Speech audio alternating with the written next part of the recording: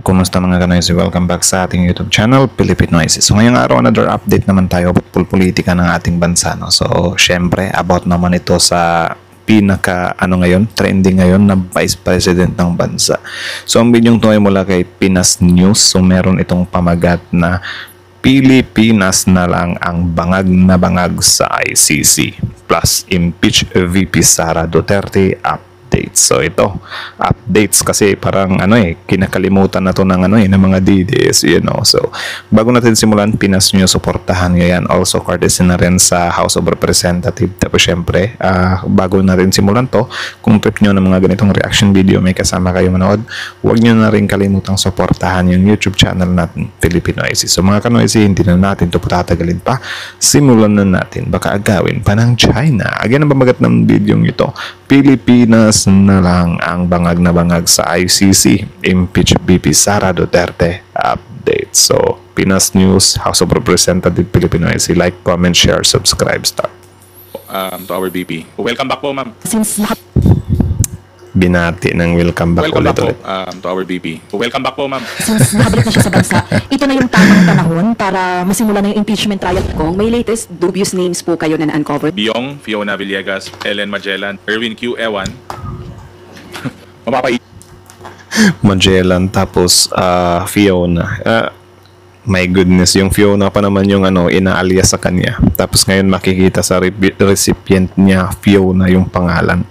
Anak ng teteng, Isip ka po talaga kasi parang ang tingin mo dito sa mga taong to, multo. Na wala pong pagkatao. Sabi kasi ni Attorney Harry Roque, yung Pilipinas na lang daw po ang bangag na bangag sa ICC. Yung Pilipinas na lang daw po ang bangag na bangag sa ICC. Pilipinas yung bangag na bangag sa ICC. Iba din talaga si Roque, May masabi lang talaga. Kasi meron na daw po mga nagwi-withdraw isa-isa, yung Hungary nabanggit po niya, na pong comment niya doon, bangag na daw po. Yung Pilipinas na lang daw po ang parang nagaan sa ICC. Bahala na siya kung ano gusto niya i-comment kasi pag hindi naayon sa gusto niya pag hindi naayon sa gusto niya, hindi maganda. So, tama. Yun ang mahirap pag nagre-release tayo Nabisto mo, sir. Tapos hindi lang yan kay Harry Roque, sa lahat ng angkan nila yan. Like sa buong kupunan nila yan, na kung hindi papabor sa kanila, fake news. Kung papabor sa kanila, edi papalakpakan nila. Kaya nga parang ewan ko, hindi akma yung yung paggamit ni Banat Bay ng pagmali, pagtama palakpakan, pagmali banatan. Kasi wala yung lahat lang naman na pumapanig sa kanila yung inaano nila. Like ngayon, si Senator Amy Marcos, since nakitaan nila na si Senator Amy Marcos is iniimbestigahan yung nangyari kay FPRRD, edi na-appreciate nila. Though hindi nila pinopromote si Amy Marcos, pero parang pabor na pabor sila. Like biruin nyo, umabot na sila sa punto na ipapablock daw lahat ng media outlet. Kasi parang ang gusto na lang nila na source of news is SMNI and mga vloggers nila. Anak ng teteng, mga careless na statements. At hindi siya po pwedeng magsalita para sa ibang bansa. Umuwi na lang siya dito para makapagsalita siya para sa Pilipinas. Kasi sabi ko nga po, iba't iba po ang estilo at iba't iba po ang karakter ng mga iba't ibang bansa. Hindi po pare-pareha yan. Kung magbibigay siya ng mga ganyan statements, mas maganda gawin niya na lang po dito sa Pilipinas para maipaglaban niya yung mga pinaglalaban niya. Tama. May pasabi-sabi pa si Harry Roque na sa wakas, tapos na daw yung pagtatago. Anak ng teteng, kahit na malaya ka dyan sa dahig, hindi ka pa rin malaya, Harry Roque. Tandaan mo yan. Well, dito kukunin natin. Magandang basahin na para makita natin yung mga celebrity names, yung mga napalabas na yung mga wala pong records ulit to, As nakita nyo naman po yung trend ng mga sunod-sunod na pangalan. Si Hanilet Camille C, si Fiona Biong, Fiona Villegas, Fiona May Hanilet pa talaga, So yung Hanilet, alam naman natin na yun yung wife ni FPRRD, diba? Ellen Magellan, saka wife talaga. Erwin Q. Ewan. Tapos iningit nyo pa talaga si Magellan, Di nyo na lang nilapu-lapu para di masyadong halata. May family name ba na lapu-lapu sa Pilipinas? Saka si Gary Tanada at si Joel Linangan. Ang daming Fiona. Joel Linangan. Names. And yun nga, pare-pare, yung sa trend po natin talagang lahat po sila walang record sa PSA. ng birth, death, saka marriage. Tapos syempre expected na din natin na titingnan ng mga DDS yan ano, as planted or gawa-gawa lang yung mga pangalan na yan. Well, subukan nila. Paimbestigahan nila ni Senator Amy. Total naman, grabe nga sila kung makapag-deep dive na mag-imbestiga sa nangyayari kay FPRRD, di ba? Pati yung ICC na noong 2024 pa daw na nga nila yan nakuha nga nila yun or na halongkat pa nga nila yun So tingnan natin kung gagamitin nila Senator Amy yung super investigative instinct nila dito sa mga pangalang to like nila to, pasinungalingan nila to kung para sa kanila hindi ito totoo, 'di ba? Kasi alam naman natin talaga na yung mga supporters nila wala, gawa-gawa lang yan, so something like that. So sana makiparticipate din talaga sila sa impeachment ni Bibi Sara Pero sabi ko nga po, maganda rin po na tingnan natin yung mga number po, yung 600 plus na meron pong records. Kasi kailangan din po natin siguro na tignan kung nakatanggap nga po ba sila o meron silang mga nakuha na pondo. Para hindi lang yung mga walang pangalan. So, we will look into that as part po ng continuing po na trabaho natin dito sa House of Representatives. Lagot. Yung 600 po na may records sa PSA, how do you plan to get the records? Are you officially going to formally request the PSA to provide records of the 600 recipients? Mga more or less mga 600 plus to sa OVP, then 200 plus po sa DepEd. Well, yung mga ganyan naman, of course, hahaluan nila yan ng mga legit. Tapos, mostly yung iba na dyan is, yun na yung mga parang ghost or gawa-gawa na lang para syempre kaching-kaching, di ba? As yung sa ginawa rin ng committee siguro, total itong mga pangalan na to, saka yung mga number of names na to, na-submit na at napag-usapan na during the hearing. So, we will do our own siguro, mini investigation. Pero, nandiyan naman po yan sa committee level na. So, makaka-request naman po tayo. Sir, tapos na po ba kayo mag-deposit ng 4,000 ARs ng confidential funds? Or may aasahan pa tayo makikitang mga dubious names na dadagdag doon po sa listahan? Well, madami po yung pangalan So, parang parang teleserye, di ba? Pakonti-konti, may lumalabas. So, again, we have to verify. Mas maganda na. Well, dahil din dyan sa pakunti-kunti, yun nga, parang pagdududahan yan ng mga DDS. So, sana talaga if ever dumating na yung araw na iimbestigahan yung impeachment na yan, or simulan yung impeachment na yan, sana sila, sila Senator Amy, kasi magaling sila, magaling silang mag-imbestiga Sobrang dami nga nilang nakita doon sa, di ba, sa ICC or yung about sa arrest na FPRRD. Pero, ewan ko lang kung gagawin nila yon, di ba? So, sana gawin din ni Senator ay hindi pala. Kasi, what if hindi na Senator si Sen Amy niyan? Kasi parang tagilid yan na manalo ngayon My goodness, yun lang. Man po na sigurado po tayo na itong mga pangalan na to meron or wala pong records. Kung since part po kayo ng leadership pero hindi kayo part ng House Prosecution Panel, I guess the House prosecutors are updating you on the latest about their discussions and impeachment preparations. Can you share something to us po? Itong nakaraang 2 linggo medyo I know that they're preparing and nag-aaral po sila. Pero ako po more on buti pa sila nag-aaral. Si Senator Robin nandun lang sa dahig. Ay, nakauwi na ba si Senator Robin? Parang lang yun palibre-libre mode lang Tapos syempre yung ibang senador natin, sobrang sipag. Kahit on break, di ba? May pa-imbestiga pa. Kay sa illegal arrest di umano ng FPRRD. Pero what if biglang simulan yung impeachment? Ewan ko lang kung pupunta yan or sasabihin na lang nila na break pa ngayon di pwede yan diba? Do you think pupunta yung mga yan if ever na sisimulan yung impeachment forthwith or ngayon mismo? Actually, galing sa inyo po yung mga latest na information na nasagap ko kasi nga parang 2 linggo nga po na higit na nandun ako sa probinsya, continuously campaigning, but tinitignan pa rin po natin yung mga nangyayari sa national scene. I know that they're preparing. I know that they're meeting. I'm not sure ng frequency nila kung gaano sila kadalas mag-meet saka mag-preps ngayon. But still, syempre, kahit na election po, tuloy-tuloy pa rin po ang trabaho ng prosecutors natin. On our part, syempre, we will support the leadership. We will support the House. in terms of what we can do lang naman po, kami naman po nandito lang naka-ready na humaharap po sa taong bayan saka sa ating mga kaibigan sa media para mabigyan po ng kaukulang impormasyon regarding po dito sa parating po na impeachment natin. Last on my part na Grabe, lang po, no? Tapang din talaga. Believe din talaga ako sa tapang nitong si Sir. So, if ever sino man yung nasa sukupan nito, iboto nyo na. Diba? Iboto nyo. Kasi matapang eh. balik na po ng Pilipinas si VP Duterte kahapon, kagabi, after almost a month na pagstay sa The Hague para po asikasuhin yung kaso ng tatay niya after the turnover to the ICC. Do you have any message for her in relation to the pending impeachment trial? Welcome back po to our VP. Laro Hindi ko talaga. alam kung bibigyan niya ako ng pasalubong. baka, syempre maganda nakabalik siya kasi nga paghahandaan na itong mga susunod na buwan. At in terms of yung biyahe niya, personal Malay nga natin, babalik ulit yan dun eh. Diba? trip naman kasi talaga yun at naiintindihan pa namin. So, welcome back po, ma'am. Na-welcome Sagot back lang, do tuloy. you think she will be more prepared to face impeachment trial now that she has returned Malabo already to yan. the Philippines? Well, I guess she should be prepared kasi when we were doing the hearings, Parang mauna pala yung impeachment ni BP Sara kesa sa trial ng tatay niya. So sana lang talaga mabilis lang yung impeachment ni BP Sara na matapos agad ba? Kasi kung pahabain lang din, ang pangit ng ganun eh. they were actually asserting na mag-impeachment na lang, di ba? Para sa korte, pagdebatehan sa korte, ilatag yung mga ebidensya. So I think they should be. Tama.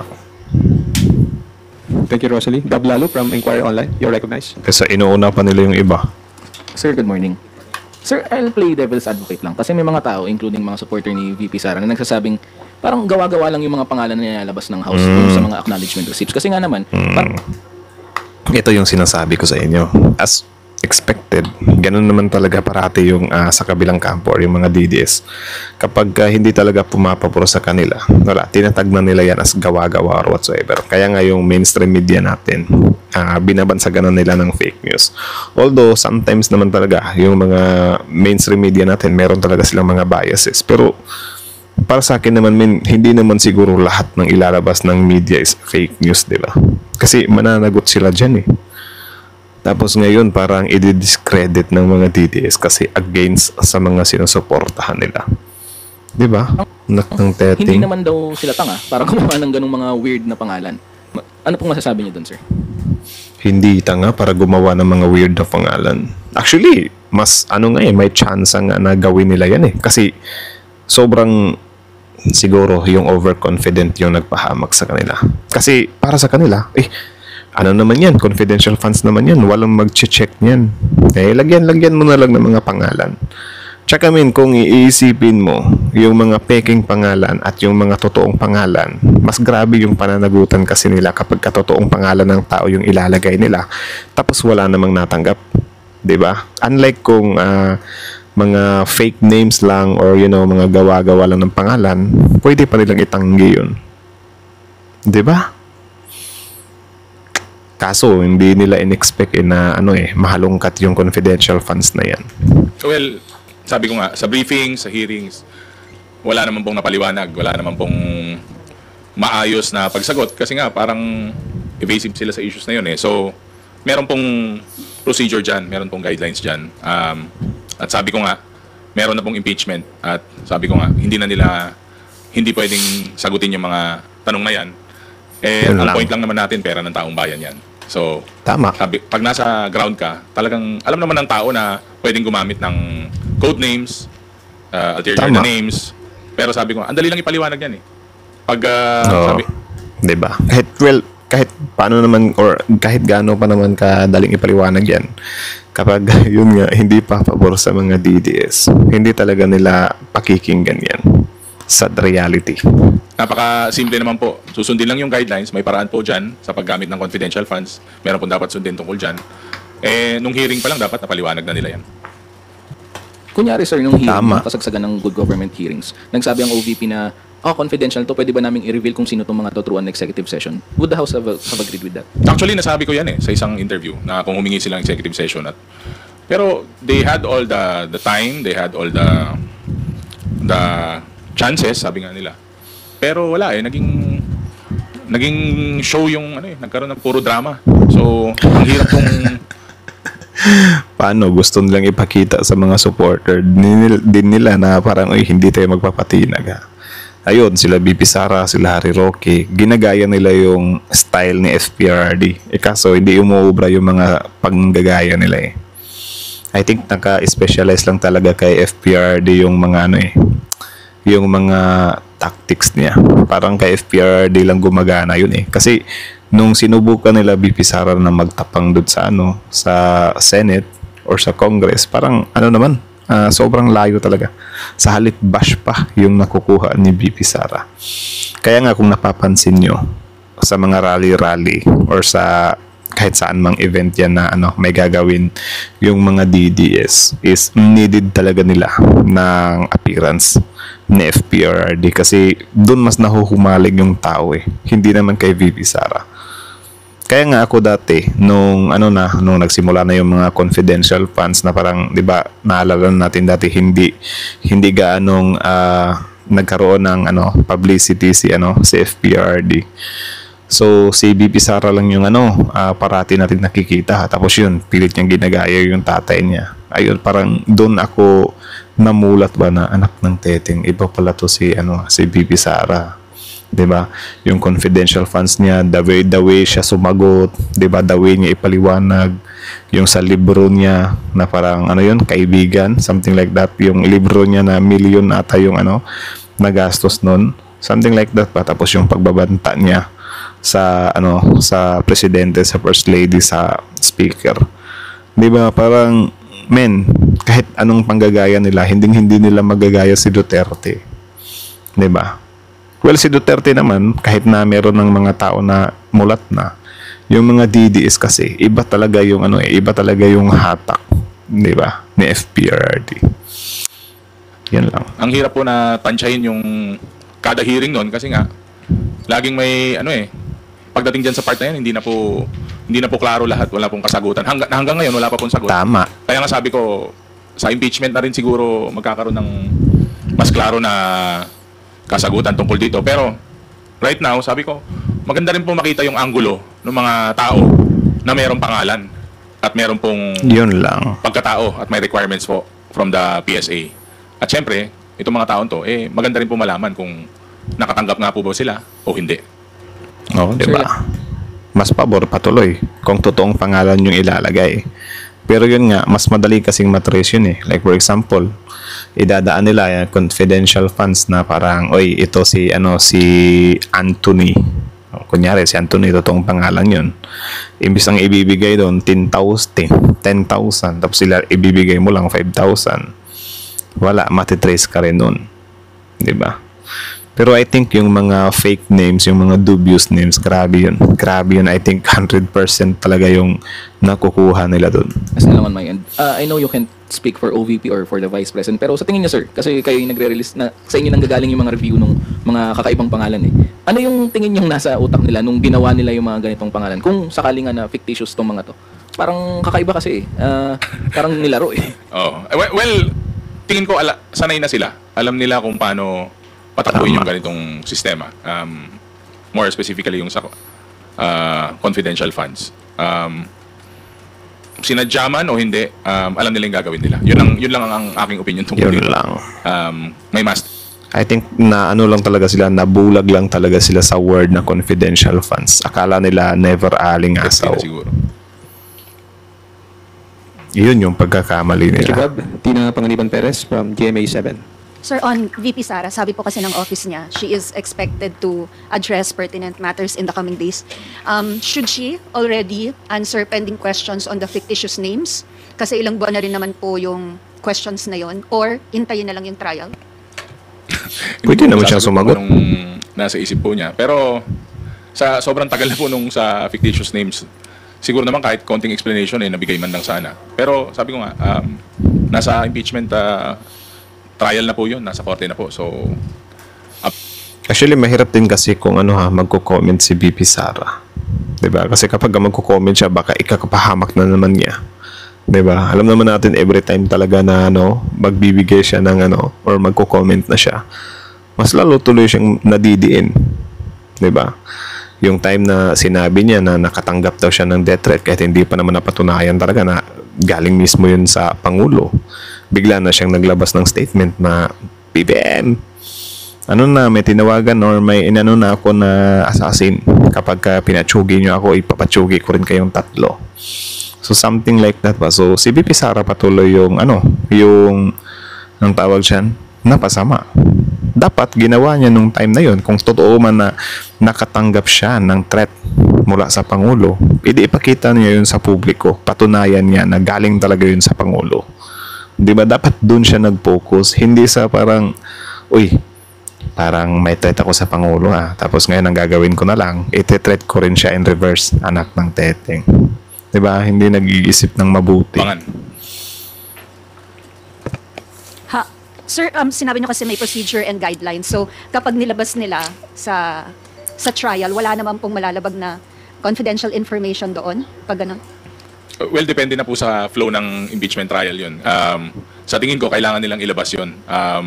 Kasi malaking question mark po ito. Actually, ito yung isa sa pinakamalaking question mark out of all the articles. Para sa Tsaka umusad na rin kasi, umabot na kasi sa Senado. So, no choice na. Kasi napakalaki po ng amount.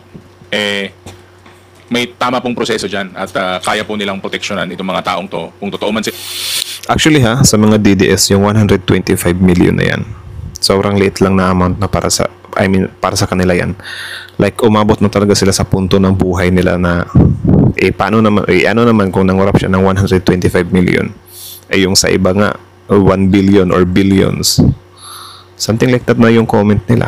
So alam niyo yung ganung mindset na parang okay lang, 125 million lang naman, yung sa iba nga is a billion So alam niyo yung ganyan na dahil sa pagiging dahil sa sobrang pagiging panatiko nila, 'di ba? Wala na, nagbubulag-bulagan na lang talaga sila, which is nakakalungkot kasi 125 million tapos half billion, 'di ba? Hindi biro yun, men. Sobrang laking pera nun. Ilang tao hindi at totoong confidential in nature po yung operation na nangyari. And I guess kayang-kaya naman po nilang i-provide yung tamang security po dun sa mga taong yan. Pero yun nga, mapapaisip ka po talaga kasi parang ang tingin mo dito sa mga taong to, multo. Wala pong pagkatao. Yun lang. Na mental block pa. Okay, Tina. Kat Forbes from Radyo Pilipinas. Natawa si Sir. Hello po, Kong. Imbis siya na yung nakatorno, nakalimutan yung tanong. Melalis Moras from PTV4. Hi, good morning po, Kong Paulo. Kong Paulo, follow up lang po dun sa tanong kanina about kay VP Sara na nakabalik na siya sa Pilipinas. Sa tingin niyo po ba, since nakabalik na siya sa bansa, ito na yung tamang panahon para masimula na yung impeachment trial para once and for all ay masagot na hindi lang yung issue ng confidential funds, itong dubious names, pati yung iba pang issue na kinaharap niya na nakapaloob dun sa articles of impeachment? Well, may tamang panahon pero may tamang schedule. May nailatag na po na schedule yung mga kaibigan natin sa Senado at yun lang. Siguro yung tamang panahon para humarap siya during po the impeachment trial. Ang tanong, haharap ba? Pero I think haharap siya. Kasi kung hindi siya haharap, parang hindi na siya vice president nun. 'Di ba? Hindi niya na masusulit yung pagiging vice president niya. I think haharap siya. Ewan ko na lang if things will, mas lalo siyang gugulo or magiging ugly. So this time, habang hindi pa nga ngayon yung tamang panahon, sa tingin niyo po, ito yung best time naman para magamit na bilang preparation? Nung na-impeach po siya, I'm sure there were already some sort of preparation na rin po na ginagawa. Siyempre, yung sa legal team niya, sa OVP, then yung sarili niyang personal na grupo. I'm sure they have been Handa sila. Pinaghahanda nila yan. Afford nga nila yung mga abogado sa ibang bansa Kay VP Sara pa ba? 'Di ba? Preparing for this. Mahirap po namang sagutin yung mga tanong patungkol sa kanya kasi personal na nila yun diskarte nila yun. Saka hindi naman kami masyado close. So, wala naman akong connection or what. So, I'm sure they are preparing. Opo. And kung follow-up lang din po, kasi ito naman, may balitang lumabas kasi na yung mga former security ni Vice President Duterte may be facing court-martial for involvement in the disbursement of confidential funds from the OVP and DepEd. Ano pong masasabi, though hinintay pa yung official statement ng AFP, ano pong masasabi nyo rito? Well, yung AFP na siguro yan, naalala nyo during nung nag-break tayo, yung sa AFP will lead with their own investigation, parang they were policing their own. So, okay naman po sa pananaw ko yun kasi nga po, institution yan eh. Nire-respeto po natin kung ano magiging resulta sa desisyon ng AFP patungkol dyan. Okay, at panguli na lamang po. Kudos din sa AFP natin. At saka siya nga po, bulol. Siya nga pala, singit ko lang. Congrats nga din pala kay General Torre, kasi na-promote na naman siya, men. So, iyak na naman yung mga DDS niyan. From Kong Paulo. So, comment congrats General Torre sa baba kung proud din kayo sa kanya or masaya kayo na na-promote siya. No naman kung, DDS ka, iyak na Sa lang. isang statement, minasabi po kasi si Vice President Duterte, nasabi raw ng kanyang ama na si dating Pangulong Rodrigo Duterte, gustong-gusto na raw pong umuwi sa Pilipinas after staying for nearly a month sa Kahit sino naman. 'Di ba? Kahit sino naman uuwi na. sa detention facility nga sa ICC. Kasi hindi naman nag-travel yan eh. Siguro kung nag-travel yan, baka hindi pa uuwi yan. Pero hindi naman travel yan. Trial yan eh. Travel, trial. Ano pong masasabi nyo rito? Siguro kailangan po tapusin yung paglilitis. Hanggat hindi po na nadidesisyonan at wala pong hatol yung korte, hindi naman po natin pwedeng, kahit naman po anong comment natin dito, saka nasa korte po talaga yan. Kumbaga, it's up to the courts. They will decide Tama. if when o kailan po na maaari pong makauwi ang dating Pangulo. Tama. Pero ako gusto ko na umuwi. Thank you, Mela. Let's go back to Tina Panganiban Perez for the continuation of her questions. Sir, Tina naalala ko- Panganiban Perez. Sir, yung 600 plus na may record sa PSA, sabi niyo po kasi kailangan ding masilip Oo. kung nakatanggap talaga sila ng confi funds. Posible po bang hindi sila nakatanggap? And if so, ang ibig sabihin po ba noon may possible criminal charges after the trial? And sino-sino po yung pwedeng makasuhan? Well, Para sa akin, I think may natanggap yung 600 na yon. Yung mga fake names lang talaga. Yun yung doon nila kinukurap. Kasi syempre men, kung ikaw naging maingat ka rin na porkulokoy, di ba, syempre ang gagawin mo rin, hindi mo rin talaga easy zero. Like pati yung mga real names, kukupitan mo pa yon. Well, siguro may mga konti, baka kinaltasan na. Yun lang, mas tatamaan sila doon.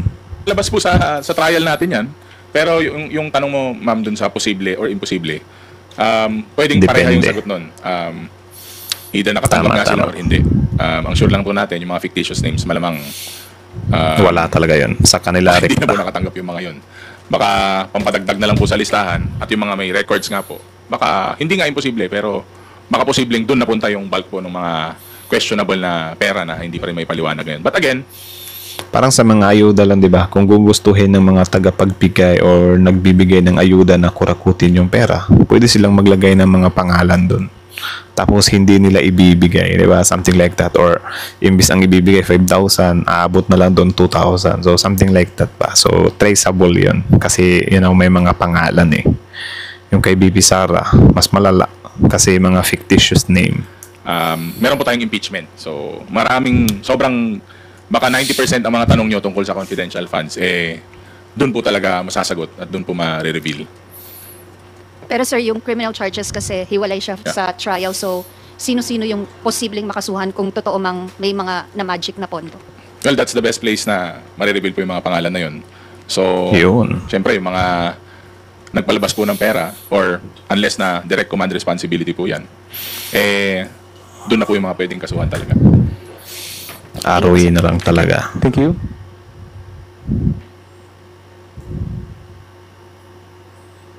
So, yun lang naman mga kanoises. So, kayo na masasabi nyo dito, comment down below. Tapos yun, pag-usapan natin yan sa comment section. So, panoorin nyo na lang yung bulol talaga eh. So, panoorin nyo na lang yung full video nito. Nasa description box below yung original video link. Panoorin nyo, subscribe nyo rin Pinas News. Tapos syempre House of Representative courtesy din sa kanila. Tapos syempre our YouTube channel Filipino Essay. Don't forget to like, comment, share, subscribe. So anyways, courtesy din or kudos din kay Sir Ortega, Honorable Ortega, kasi wala, na-entertain niya tayo, men. Alam mo yung tipong nagbibigay siya ng mga updates about sa impeachment ni BP Sara, tapos nai-entertain pa tayo kasi sobrang kwela, 'di ba? So believe din ako sa taong to kasi kahit na pader yung binabangga niya, 'di ba, malaking tao yung mga Duterte eh, maraming supporter yun eh. Pero yun, tinitindigan pa rin nila So kudos sa kanila. dito na lang talaga tayo some kind magkatalo-talo dito sa mga dubious name or sa mga fake names na to. Grabe. Isipin nyo yun. Mga fake names yung ginamit. Tapos syempre, as usual, as expected, yung mga DDS, yung mga supporter, sasabihin talaga nila na gawa-gawa lang yan. Syempre, sila yung naiipit or naagrabyado So, itatanggi talaga nila yan. Kung kung sige, benefit of the doubt na parang or for the sake of argument, what if totoo yung sinabi nyo na gawa-gawa lang itong mga pangalan na to nitong mga nag-iimbestiga or nila sir, di ba? What if patunayan nyo mga pangalan naman nila yung mapapahamak dyan. Kung ako kita, ikaw kunyari VP ka, ako yung House of Representative, ako yung congressman whatsoever, di ba? Kung ako gusto kitang pababagsakin, hindi ako mag-iiwan ng bakas na pwede ko pang ikapahamak. 'Di ba? Dapat kung papabagsakin kita, confident ako na hindi magba-backfire sa akin. 'Di ba? Kung sasabihin nila na totoo 'yon, na gawa-gawa yung pangalan, so parang tanga para si Sir noon. What if plinantan niya yung pangalan na 'yon, gusto niyang pabagsakin si VP Sara tapos pwede palang mag-backfire sa kanya. Though may chance na pwede ngang ganun, pero kung nag-iisip ka ng tama, 'di ba? Bakit mo gagawin 'yon? Gayong alam naman natin na lantaran na talaga. Yung confidential funds from the start is naman talaga kahina-hinala na. Kaduda-duda na, 'di ba? Hindi na maipaliwanag. Kahit siguro sila Einstein hindi maipaliwanag yan kung bakit ganyan yung nangyari sa confidential funds, 'di ba?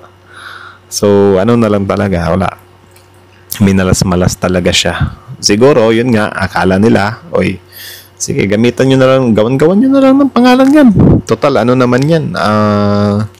Confidential funds naman yan. Wala namang titingin dyan. Wala namang mag-check dyan. Kung may magtatanong, pwede lang naman nating sabihin na confidential funds yan. Pero ayun, dinip dive, diba? Umalingaso yung baho. Ayun, nahirapang ipaliwanag. Kaya nga ang na lang nila ngayon, pinakaplano nila is yun, yung mapabilis ang lahat ng to, sira-siraan ng kampo, and then yun, maging presidente sa 2028. Pero ewan ko, I think malabo na, hindi rin, baka medyo may 50-50 si VP Sara na manalo So sad lang din kung mananalo pa siya this coming 2028 sa kabila ng grabing mga issues, di ba? Na for example yung confidential funds hindi maipaliwanag, my goodness. Ay nako, yun yung mahirap talaga, or yun yung some kind nakakalungkot na nangyayari ngayon sa bansa natin, di ba? Kahit kayo naman siguro. So again, hanggang dito na lang muna mga kanoysi. So kayo na masasabi nyo dito, comment down below. Tapos yun, pag-usapan natin yan sa comment section. So again, Pinas News, supportahan nyo yan. Original video link in the description box below. Also, House of Representative courtesy din sa kanila. Tapos syempre, Filipino IC. Don't forget to like, comment, share, subscribe. Filipino IC is out.